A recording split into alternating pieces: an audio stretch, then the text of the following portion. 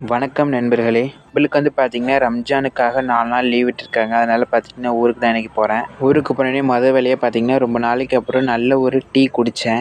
டீய குடிச்சிட்டு பார்த்தீங்கன்னா, பையன் ரொம்ப நாள் சேர்ந்து ஊர்லேருந்து வந்திருக்கானே, சரி அவனுக்கு ஏதாவது வாய்க்கு ருசியா சமைச்சு போலாம் அப்படின்னு சொல்லிட்டு காலையிலே மீன் வாங்க பார்த்தீங்கன்னா, வீட்ல கூட்டிட்டு போயிட்டாங்க. மீன் வாங்கிட்டு வந்ததுக்கப்புறம் பார்த்தீங்கன்னா, நம்ம வீட்ல சில மாடு நண்பர்கள்லாம் இருக்காங்க. ஒருத்தவங்க பார்த்தீங்கன்னா, இப்போ புதுசா வேற கன்னு போட்டிருக்காங்க. அவங்களுக்கு செய்ய வேண்டிய வேலைகள்லாம் சில பல இருக்கு. அது எல்லாத்தையும் செய்யணும் நம்ப. இப்ப சாப்பிட்றோமோ இல்லையோ மக்களே, நம்ம மாடுகளுக்கு பார்த்தீங்கன்னா, சாப்பாடு குடுத்துறணும்.